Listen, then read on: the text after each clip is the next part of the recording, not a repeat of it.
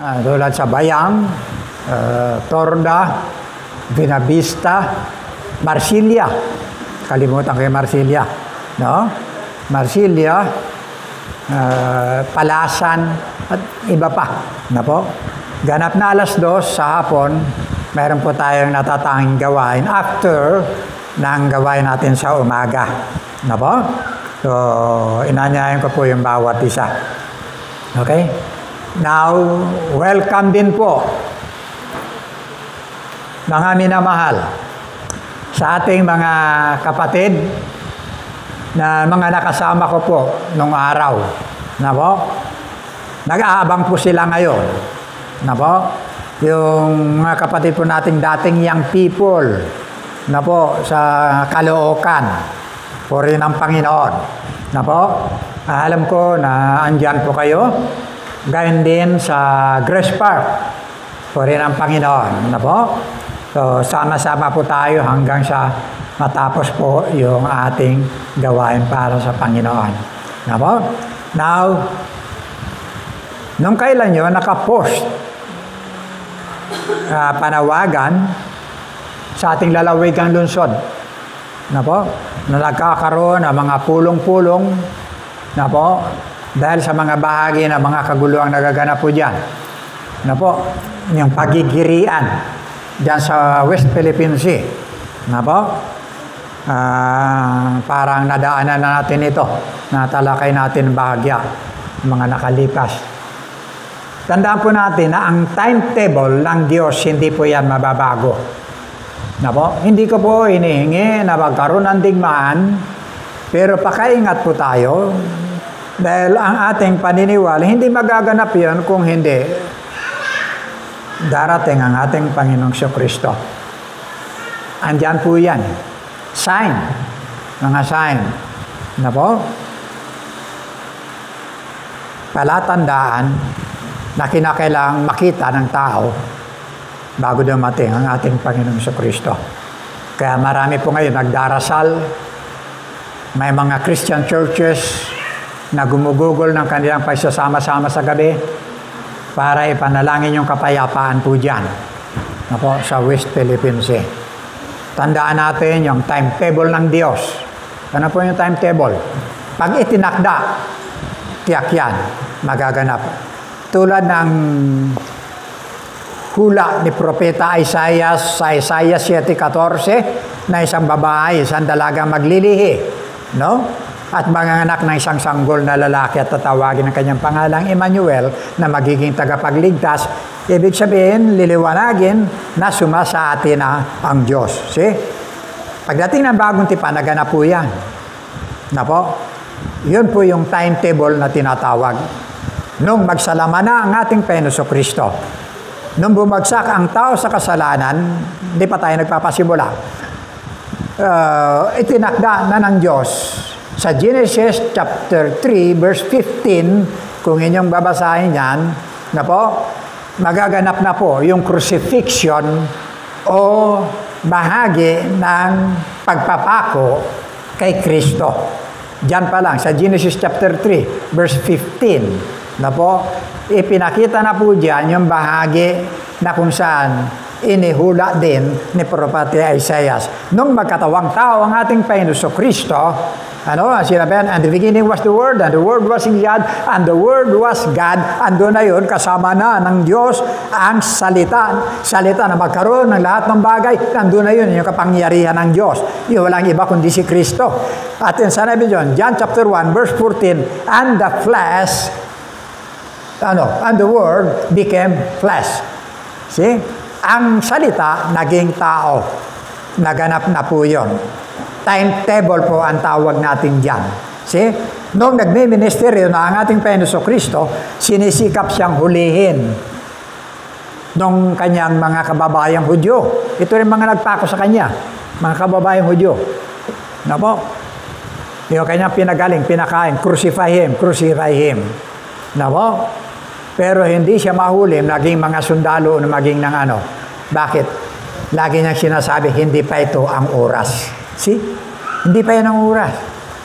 Pero nung gabi, nung sabihin niyang, oras na, ng anak ng tao ipagkakaloob sa kamay ng mga makasalanan.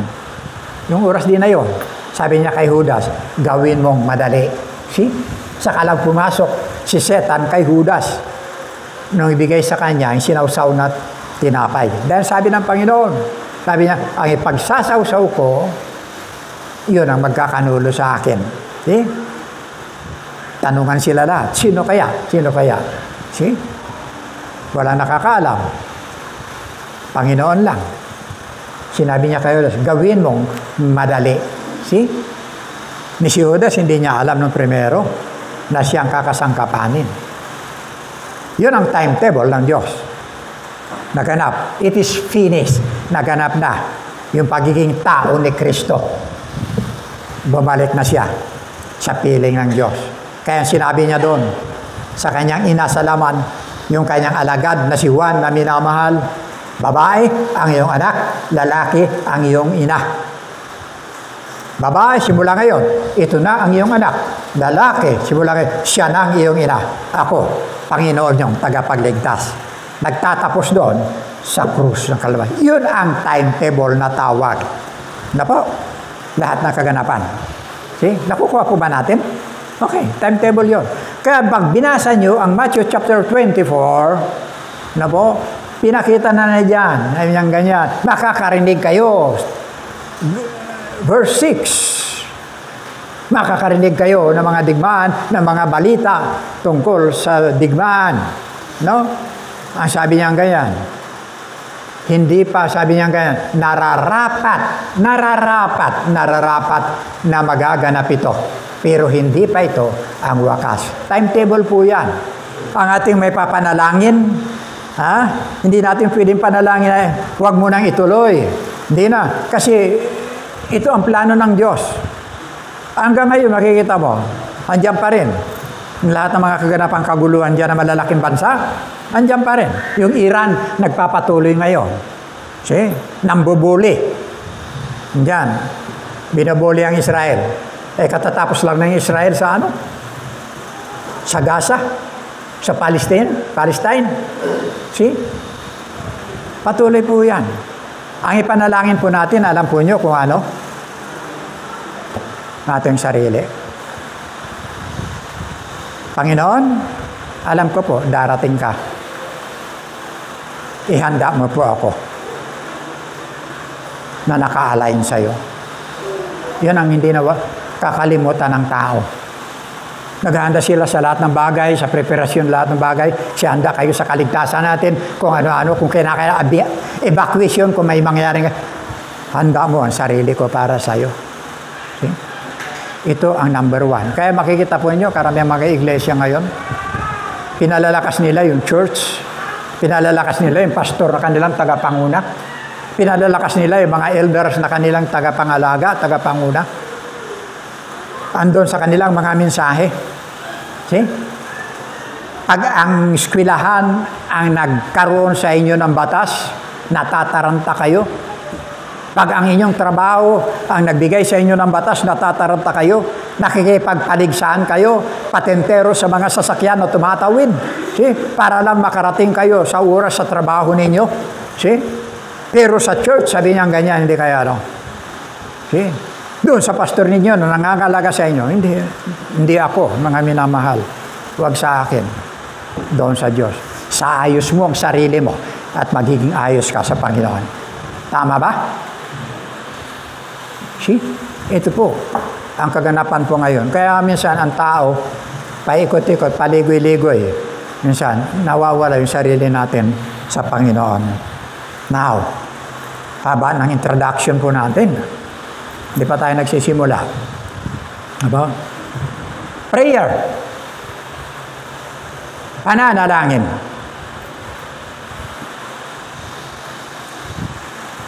Ephesians chapter 6 verse 18. Dalawa ba nalagay ko dyan?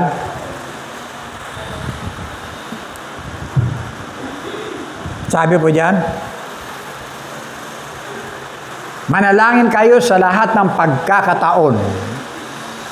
Lahat ng pagkakataon. Kisyo gutom ka. Kisyo puno ka ng karamdaman, kalumbayan. Humiling at sumamo sa patnubay ng Espiritu, lagi kayong maging handa at patuloy na ipanalangin lahat ng hinirang ng Diyos. Okay? 1 Thessalonians chapter 5, karugtong ba yun, kapatid? Okay? Verse 17, palagi kayong manalangin. Pray without ceasing. Yan po. Panalangin, isa pong uri ng bahagi ng buhay at pamumuhay ng isang Kristiyano o anak ng Diyos sa kanyang pakikipag-isa sa iyong Diyos, sa iyong Panginoon. Anong pakikipag-isa? Yung primero, kayo nagmamahalan, di ba? Jowa, tawag ngayon dyan eh. See? Ang daming mga pabago-bagong salita sa panahon natin ngayon. Waswit, jowa, kung ano-ano. No? Pero yung salita ng Diyos, hindi nagbabago. Pag sinabi niya, tiyak magaganap. Pakikipag-isa. Kung anong pinagkasunduan ninyong dalawa ng iyong minamahal, pagkatapos magpakasal, magsama sa isang bubong, yung bahagi ng inyong pag-uusap, napakahalaga. Sapagkat doon mo po na-express yung iyong pagnanais, doon mo na-express ang iyong damdamin, doon mo na-express ang iyong layunin, doon mo na-express ang iyong pakikipagtalastasan, doon mo na-express kung ano ang mga bagay na sa iyo na nais mo may paabot sa kanya, na nais mong maunawaan. Na po. Gayon din po yung kahalagahan ng prayer o pananalangin na po sa ating relasyon sa ating tagapagligtas. Na po? Now, bagamat ang nakakalungkot, isa po ito na pumapangalawa. Number 2 lang siya. Sa na nagiging mahina na bahagi sa buhay ng isang Kristiyano. Number 1, yung pagbabasa ng salita ng Diyos. See? Kaya ayaw ko magtanong kung sino sa araw-araw nagbabasa ng salita ng Diyos. Number 1 yon. Pangalawa, prayer. Di ba? Ito po yung mga mahina sa ating mga buhay. Bagamat naniniwala pa ang walang Kristiyanong hindi nananalangin. Na po? Bagamat ang iba, mayroon pong mga kadahilanan kung bakit po malamlam ang ating buhay pananalangin. No. Una, yung tinatawag po nating sobrang kaabalahan sa buhay. Hindi po ba? Sobrang kaabalahan, malimit, hindi po natin napapansin na mayroong Diyos na nag-aantay sa atin na nararapat kausapin. Pangalawa, hindi po natin lubang na-i-experiensya yung kapangyarihan o personal na kapangyarihan ng pananalangin sa ating mga buhay. Yun ang hihing dahilan. Ano po? Yung bahagi ng power ng prayer sa ating mga buhay. Pangatlo, nasanay po tayo na tayo lang po, yung nagpapatakbo ng ating mga buhay. Tayo nagpaplano, tayo nagsasayos, tayo lahat, ang mga nagsasagawa, nagpapatakbo, nagdidesisyon, nasusunod. Simula pa lang pagsikat ng araw, hanggang sa pagkubli nito na hindi natin may pagtatagubilin sa kamay ng Diyos. Pang-apat, kalimitan na darama po natin yung tinatawag na paghihinawa na tila baga pakiramdam mo ang layo-layo ng Diyos. Di po ba? Minsan pakiramdam mo, abalang-abala ang Diyos sa marami bagay. Kaya hindi ka napapansin. See? Nako? Bagamat isang bahagi na makikita po natin yung katotohanan po rito. 4 na bagay na posibleng dahilan ng pananahimik ng Diyos. Minsan nagpipray tayo, bakit parang hindi pa tumutugon ng Diyos? Di ba? Parang nagsara na ang langit. See? 4 na bagay, posibleng bagay na nagaganap po sa ating mga prayer. Ano po yan? Una, may natatagong kasalanan. Di ba? Unconfessed sin sa ating mga buhay.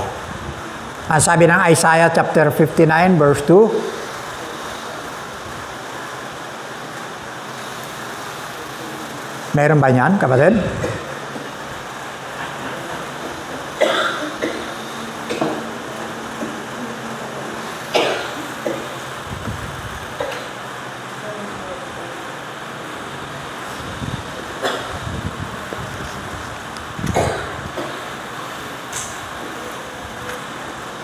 Ayan na. Kundi pinagpahiwalay ng inyong mga kasamaan, kayo at ang inyong Diyos, at ang inyong mga kasalanan ay siyang nagpakubli ng kanyang mukha sa inyo upang siya'y huwag makinig. See? Once na mayroon po tayong kahit nakatiting na kasalanan, na po, malaking pader po yan. Makapal na pader na hadlang sa ating pananalangin. Tandaan natin, ang Diyos banal, may katiting na kasalanan. Hindi po yan mag-entertain dahil banal siya. Na po? At kinakailangan, maging sang-ayon ka. Kaya nga lagi po tayong humingi ng tawad. Ano man mga bahagi na ating ginagawa pagdating ng hapon, hingi tayo ng tawad, alam mo man o hindi, kinakailangan mo linisin ang sarili mo, sa pag-iisip mo, sa pananalita mo, sa ginagawa mo, kinakailangan maka-align ka sa Diyos na lagi yung sarili mo. Tinatawag na mayroon kang kabanalan. Yan. Isaiah, 2 Chronicle.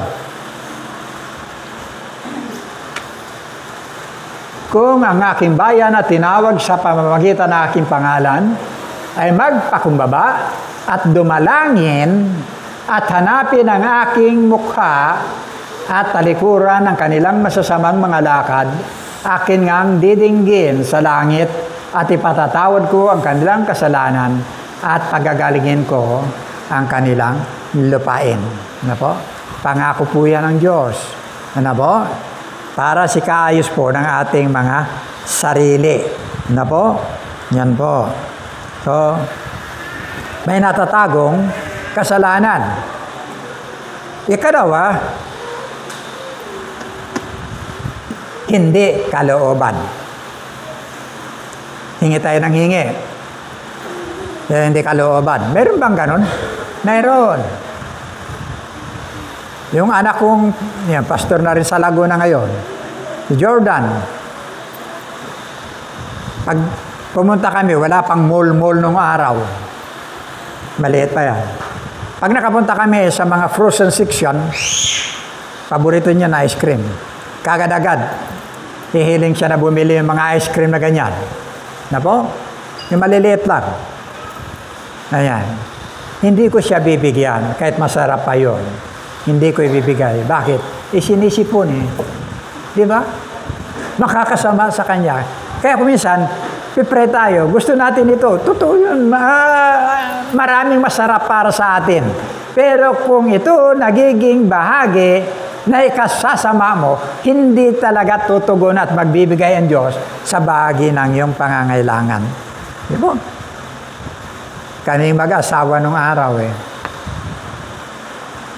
Pagsama namin, abay, amoy ko lang. Chemistry yung ano namin eh. Amoy ko lang.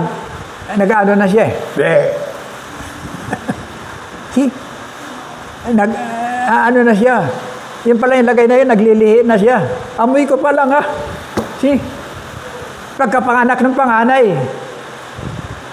Kagad-agad, di pa napapahinga, sumunod kagad yung pangalawa.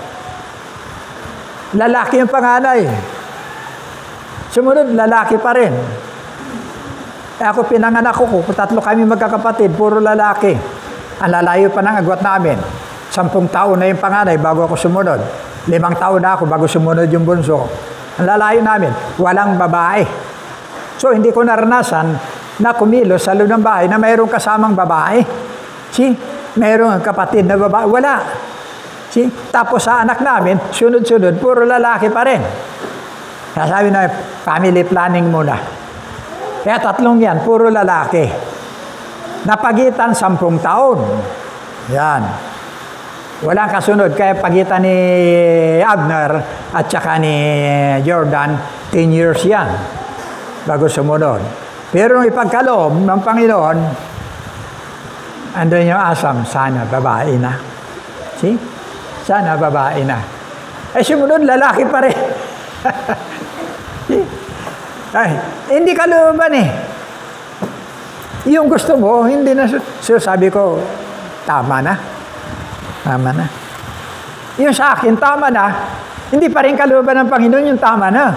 Akalain mo, magbuntis na naman siya uli. Panlima. See? Sa akin, tama na. Hindi na masyadong welcome sa akin yun. Kasi sabi ko, lalaki na naman to. Yun na sa aking isip eh. Lalaki na naman to. So, surprise, yun ang kanyang kalooban. Kaysa isang babae, yung lumitaw na pinakabunso. Ganyan po. Hindi lahat ng prayer natin, gusto natin, sinusunod ng Diyos. May mga bagay na kuminsan ayaw ng Diyos kasi siya kasasama natin. See? Kapag ka siya nagbigay, kinakailan the best yung kanyang ipagkakaloob. See? Pang-apat, sabi dyan, pangatlo, hindi kalooban, primero may kasalanan, pangalawa may hindi kalooban, pangatlo, ang ano po riyan, magantay. Yan, di ba? Wait, sa kalooban ng Panginoon. Isipin nyo si Abraham, 25 years na pinag-antay ng Panginoon para doon sa kanyang pangako. Binitbit pa siya sa labas eh. Okay? Nakikita mo lahat ng yan? Ganyan ang magiging lahi mo. Mga bituin. Gaano karami yan? See? Ganyan ang magiging lahi mo. Abay, 25 anyos na yung kanyang pag-aantay. Wala nang asim. Di ba? Yan sabi natin. Wala nang asim. Nung nagkaroon sila ng panauhin, anghel, sinabi nung anghel, sabi niya, sa susunod na taon, maglilihi, magbubuntis si Sarah. Natawa na si Sarah. See? Eh bakit? Ay kulubot ka na eh. Minupos ka na. See? Hindi ka paniwala na magdadalang tao ka pa. See? Pero magantay. Ito ang ng termino ng Diyos. Ang gagawin mo lang, magtiwala sa pangako ng Diyos. Ang ginawa ni Sarah, nakisawsaw siya sa pangako ng Diyos. Anong ginawa niya? Binigay niya yung kanyang alipin. Di ba? Kay Abraham. Pinasipingan kay Abraham yung kanyang alipin. Dinanganak ngayon, no? Si Agar. Nanganak yun si Ismael. Yun ang Pero hindi yun ang anak sa pangako. Na po? Hindi yun ang anak sa pangako. Okay? Magantay. Pang-apat, yung pananahimik ng Diyos sa ating mga kahilingan, hindi po nangangahulugan ng pagsasawalang bahala. Na po? Hindi po yun. Yung nagsasawalang bahala. Kuminsan, yung kanyang pagsasawalang bahala o pananahimik, mayroon po siyang nais patunayan na higit na makikilala mo siya kung sino siya. See? Yun ang purpose ng Diyos. Kaya minsan nananahimik, mayroon siyang layunin para higit mo siyang makilala kung sino siya. Okay, naalala na. Tingnan po natin. Sa Mark chapter 4, verse 35 to 41, kinagabi ay sinabi ni Jesus sa mga alagad, tumawid tayo sa ibayo. Kaya't iniwan nila ang mga tao at sumakay sila sa bangkang sinasakyan ni Jesus upang tumawid ng lawa. May iba pang mga bangkang nakisabay sa kanila. Bumangon si Jesus, no, hindi yan. Magpas ka na, kapatid. Okay. Wait. Now, sa pangyayari pong yan lang nilagay ko doon, no?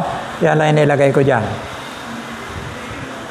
Ang sabi diyan, kung babasahin natin lahat yan, inabot po sila ng bagyo sa gitna ng laot. Malalaking alon, malalakas ang hangin, na po, madilim ang panahon, na po. Pero nandun po yung bahagi, makikita po natin yan, yung mga sanay sa dagat, yung tinatawag na subasko lang, ha? Subasko, makikita nyo, hindi nyo makita yung paligid. Lalo pa ito yung paglalakbay nila gabi. Na po? So, makita natin yung kung ano ang nararamdaman ng mga nasa bangka, sa daong. Yung mga yan, di naman di motor. Sagwan-sagwan lang yan. No? Yung bahagi na kanilang naranasan. Ang sabi diyan, nagkaroon sila ng takot. Ang sabi diyan, sa verse 36, verse 35, kapatid,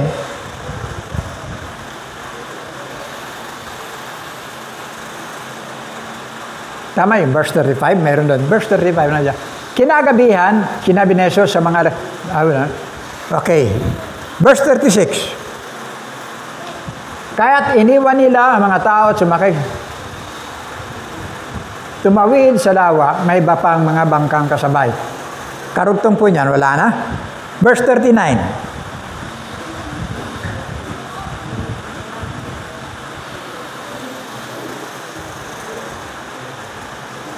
Sa bahagi pong yan, makita po natin, verse 36, nakalagay po dyan, bakit wala dyan? Verse 37, na maimbing natutulog ang Panginoon sa gitna ng mga bagyo, ng malalaking alon, no? Malakas ang hangin.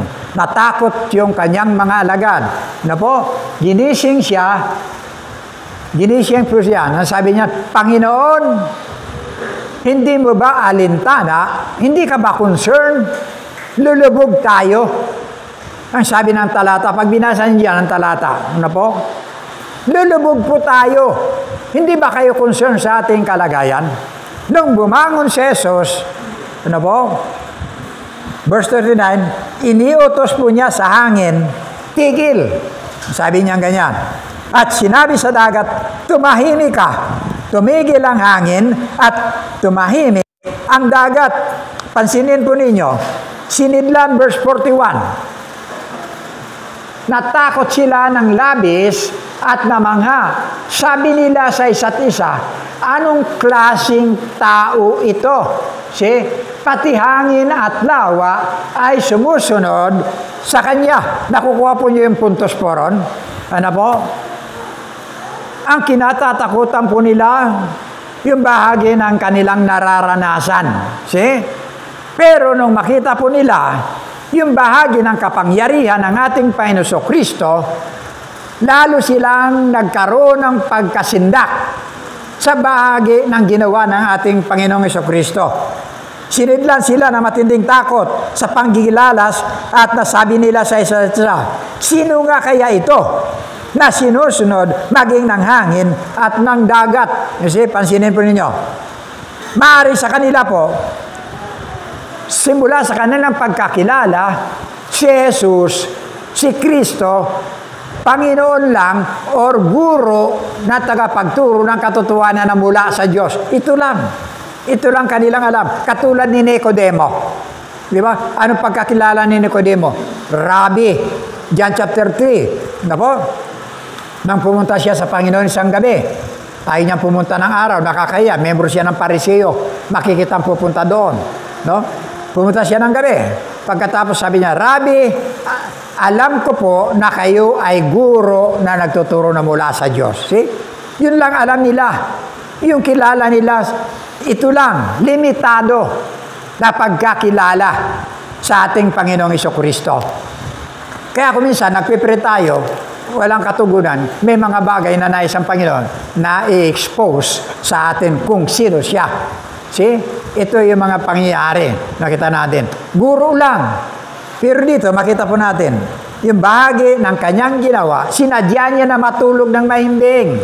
Sinadya niya na sa gitna ng tinatawag na alimpuyo ng karagatan, ng malakas na hangin, para patunayan sa mga ito kung sino siya, yung kanyang kalagayan.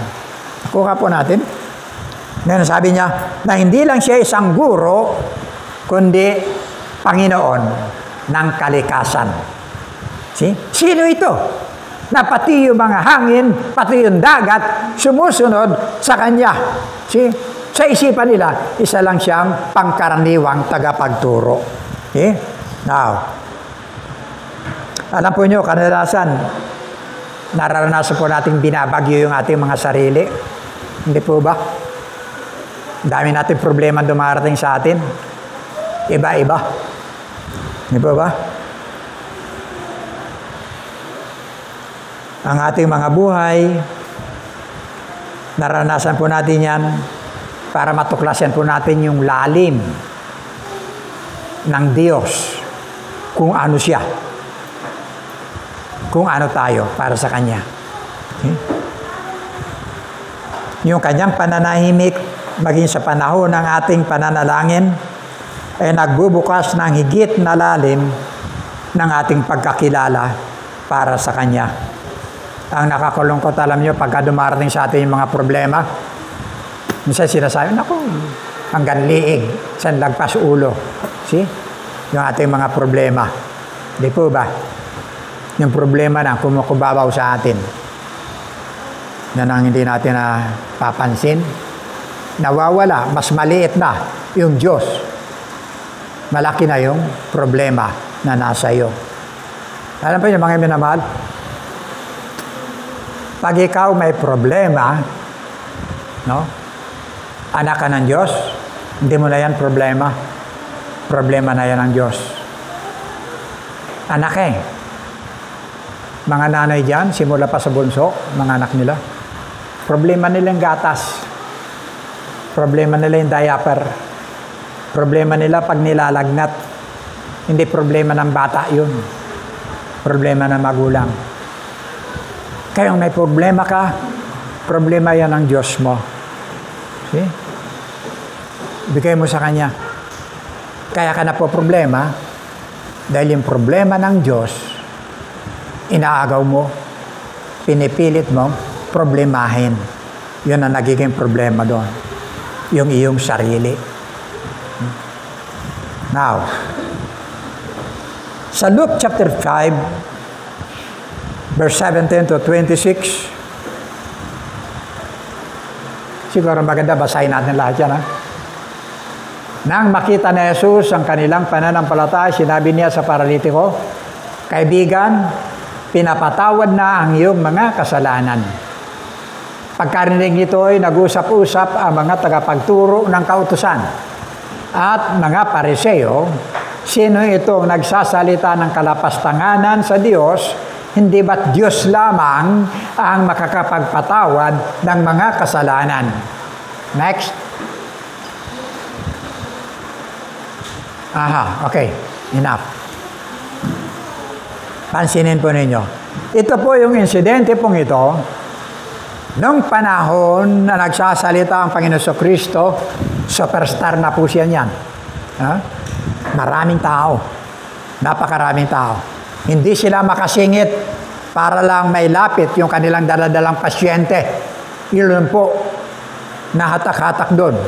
Hawak-hawak sa higaan. Na po? Stretcher, sabihin natin, para ilapit sa Panginoon. Ang ginawa ng mga ito, binutas yung bubong. Pagkatapos, inihugos doon yung pasyente. Okay? Nung manadoro na sa kanilang harapan, na po, hindi nakita ng Diyos ang bahagi kung ano mang meron sila, yung nakita yung kanilang pananampalataya. Na po? Unang-unang ibinigay ng Panginoon, yung kanilang pangangailangan panloob. Na po?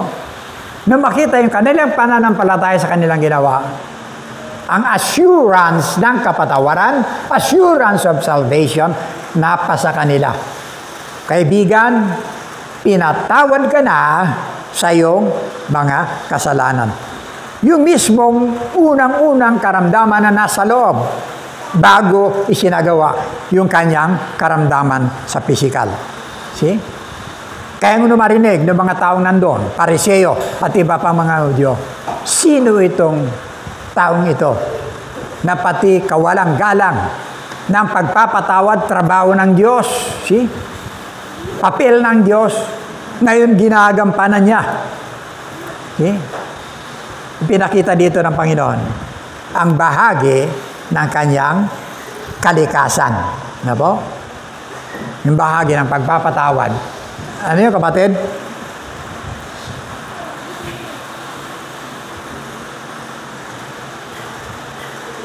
Yung kaninang verse mo?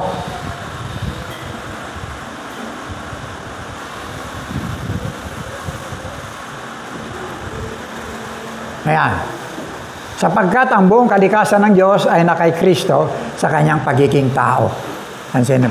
Ipinakita po ng ating Panginoon Kristo sa mga ito, yung kanyang kalikasan na hindi lamang siya isang pangkaraniwang tao, kundi isang Diyos na nagpapatawad ng mga kasalanan. See? Ito ang problema ito, hindi matanggap. Kaya marami ngayon, makikita ninyo, napakarami, hindi naniniwala sa kadiyusan ni Kristo. Kahit ano pong banggitin mo diyan na si Kristo Diyos, sinasabi naman, hindi nila matatanggap. Si Kristo tao, si Kristo tao. Yes, naniwala tayo si Kristo tao. Nakatawang tao. Nakatawang tao. Kaya nga sa Biblia, capital letter lagi. Anak ng Diyos. Lagi ang capital letter. Nagbabadya, nagpapahayag ng kanyang pagiging anak ng Diyos. Na po? Pagkakatawang tao. Dalawa yun. Anak ng Diyos at pagkakatawang tao. Yan po yung dala po nun. Na po? Diyos po siya. Kaya pinakikita po niya ron. Pinapilan niya yung bahagi ng pagiging Diyos sa pagpapatawad ng mga kasalanan. Kaya nakakalungkot ito mga iba humihingi ng kapatawaran ng kanilang mga kasalanan sa kanilang kapwa-tao. Di ba? Paano mga tawag doon? Pangungumpisal ba yun? Umpisal ka? Pagkatapos mag-umpisal, pinatawad ka na anak, pinatawad ka na sa iyong mga kasalanan. See? Sa tao siya nagkukumpisal. Tao rin nagbibigay ng guarantee ng pagpapatawad. Ano sabi ng John, 1 John chapter 5, 1 verse 9? Wala na dyan kapatid? Kaya mo tuklasin? 1 John chapter 1 verse 9? Wala dyan? Okay? Ang sabi dyan, if we confess our sins, He is faithful and just to forgive all our sins. See? Ang sabi dyan, kung ipahayag natin, ayan, tama. Kung ipinahayag natin ang ating mga kasalanan ay tapat. Pansinin niyo yung katagang tapat. At banal siya na tayo patatawarin sa ating mga kasalanan at tayo lilinisin sa lahat ng ating mga karumihan. See? Tapat at banal. Sabihin niyo sa akin mga kasalanan niyo. See? Baka bukas sa kapitbahay na. Kasi hindi ako tapat. Ganyan niyo? Pwede pa akong magkasala. See?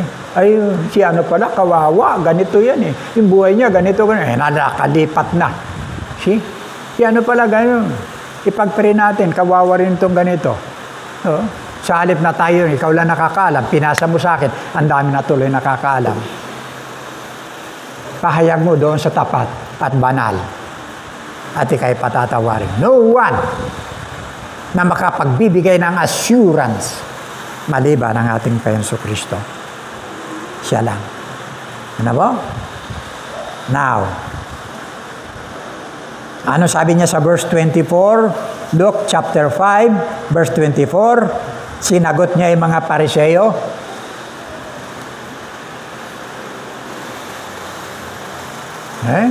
Ngunit upang malaman ninyo na ang anak ng tao ay may kapangyarihang magpatawad ng mga kasalanan dito sa lupa. Sinabi niya sa paralitiko, tumayo ka. Pangalawa na lang yon. Unang ibinigay niya yung assurance ng panloob na problema nito. no? Yung kanyang relasyon sa Diyos, yung kapatawaran ng kanyang kasalanan. Pangalawang ginalaw, yung kanyang problema sa kanyang pisikal. See?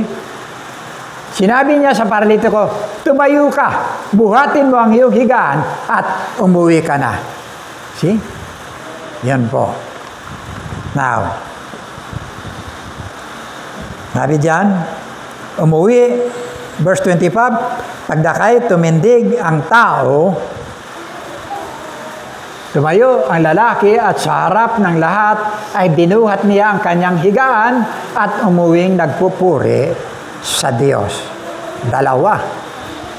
Kagalingang spiritual, kagalingang pisikal. Na hindi magagawa ng pangkaraniwang tao, no? Maliban ang Diyos. Okay. Now, pangatlo. Number 3. Panghuli na po tayo. John chapter 11, verse 1 to 45. Mahaba po ito, pero hindi natin ilalagay na po yan. John chapter 11, verse 5. Pansinin po niyo dyan. Agad namang tumayo ang lalaki at sa harap ng lahat. No, hindi yan. John chapter 11, kapatid. Verse 5. Iniibig nga ni Jesus si Marta at ang kaniyang kapatid na babae at si Lazaro. Ayan, naririnig na natin ito patungkol kay Maria. Maria. Na po? Tatlong magkakapatid po ito na minamahal ng ating Panginoong Kristo. Mahal niya yung kanyang kaibigan na si Lazaro. Ito po yung namatay na si Lazaro. Nagpasabi po ito sa ating Panginoong Kristo na may sakit si Lazaro. Sabi niya, Panginoon, yung kaibigan mo may sakit. Ang nangyari dito, maging sa atin, kapag ka nakabalita po tayo na may karamdaman at patuloy ibinalita sa atin mismo, unang-una, concerned po tayo.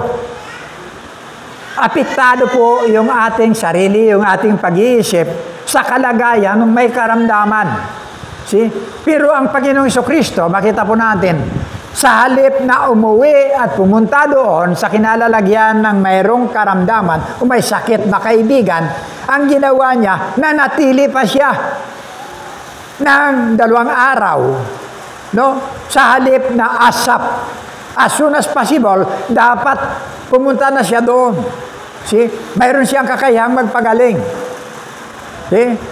Pagkatapos, ang sinabi niya sa kanyang mga alagad, ang sabi niya ganyan, pagkalipas pa ng 2 araw, ang sabi niya, tara na. Ang sabi niya, sa verse, mga 14, 15 yata yun.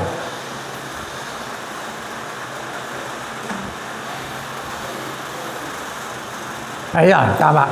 Nang magkagayon na ay sinabi sa kanila ni Jesus ng malinaw, si Lazaro ay patay na. Ang layo ng agwat nila, ha?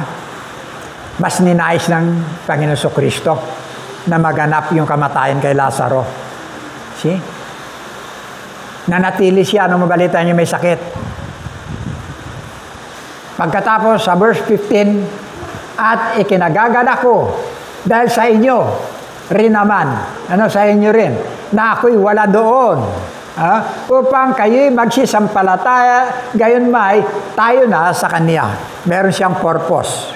Nakikuha niyo? Bakit hindi kaagad siya pumunta doon? Meron siyang layunin na gusto niyang i-reveal sa kanyang sarili, sa kanyang mga alagad. Ito yung mga nangyari doon. Yung tubig na naging alak, ginawa niya dahil nandun ang kanyang mga alagad upang manampalataya sa kanya, yung kanyang mga alagad. Ito yung unang himala na kanyang ginawa. Ngayon, ito na naman, yung pagkamatay. Ipahayag ang kanyang layunin, purpose, sa bahagi ng mga pangyayari pong ito. Kaya nga dumating po siya ron, sabi ni Marta, Panginoon, sana, kung nandito lang sana kayo, hindi po sana namatay, ang aking kapatid. Yung kanyang presensya, limitado po yung bahagi ng pananampalataya ni Marta. Limitado po yung kanyang pagkakilala sa ating Panginoong Jesucristo. Doon, nung tanongin niya, saan siya inilibing? Panginoon, huwag. Kasi sa kasalukuyan, 4 na araw na siyang namamatay, naaagnas na siya, inuuod na siya, nabubulok na siya, nangangamoy na siya. Huwag! See? Ano sabi ng Panginoon sa kanya? Di ba't sinabi ko sa iyo na kung mananampalataya ka, makikita mo ang kalwalhatian ng Diyos. John chapter 11, verse 25 to 26, wala yata dyan, kapatid. Sabi niya,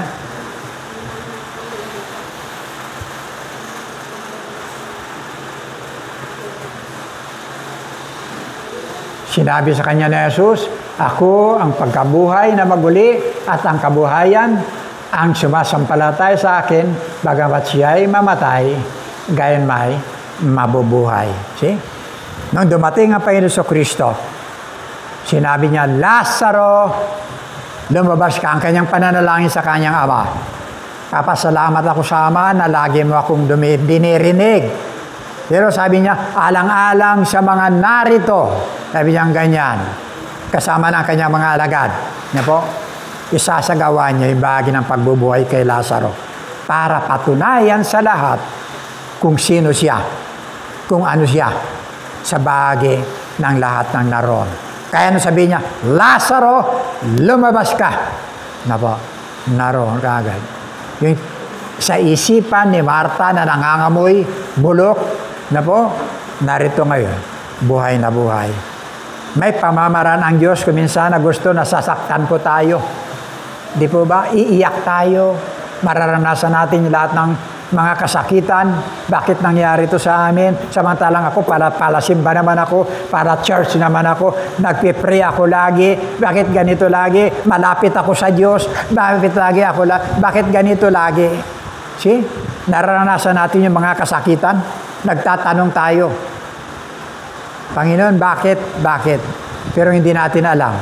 May layunin ng Diyos sa buhay mo, sa buhay ng bawat isa. See? Kung bakit tayo nasasaktan, bakit tayo nangyayari sa atin ito. Eh, Panginoon, mahal na mahal ko yan eh. Bakit ngayon kinuha mo? You see? May mga ganon. Mga bahagi na kung saan importante sa buhay natin. Nagaganap, pero hindi mo alam, mayroong layunin ng Diyos sa buhay po natin kung bakit pinahintulot niya na maganap ang mga bagay na kasakitan sa atin. Nakukuha po ba natin? Eh?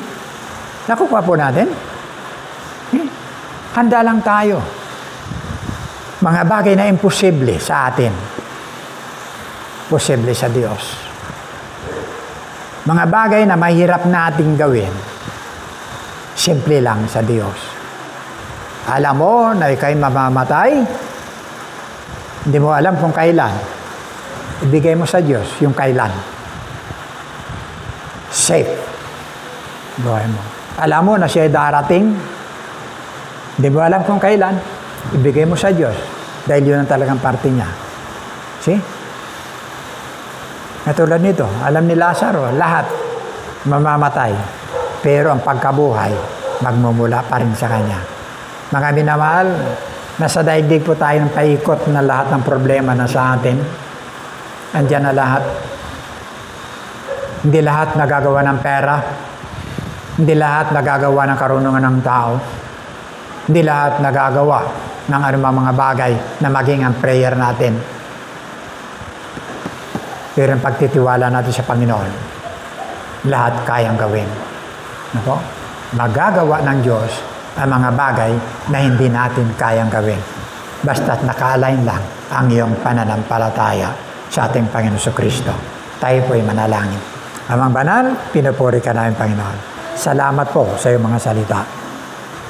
Patawad po muli kung minsan naranasan po namin magkaroon ng mga katanungan.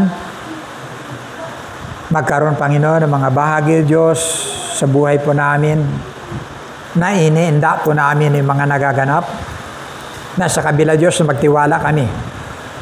Nagkakaroon kami, Panginoon, ng mga katanungan at kahinaan na parang sa sarili at pakiramdam. Diyos, naroon ang bahagi, Diyos, ng aming mga kasakitan at pagpaparusa. Bigyan mo kami, Panginoon, ng malalim mo, Diyos, na bahagi ng pananampalataya. Na sa bahagi, Panginoon, na kung dumating sa aming mga buhay, Ariin namin lahat, Panginoon, ang mga kasakitan, problema, paghihirap ng lahat ng ito ay pagpapala. Salamat po sa umaga pong ito. Salamat sa iyong mga salita. Pagpalain mo po ang bawat isa sa amin. Patuloy, Diyos, na ipagkaloob sa amin ang kalakasang spiritual. Sa pangalan ng Jesu Kristo. Amen. Amen.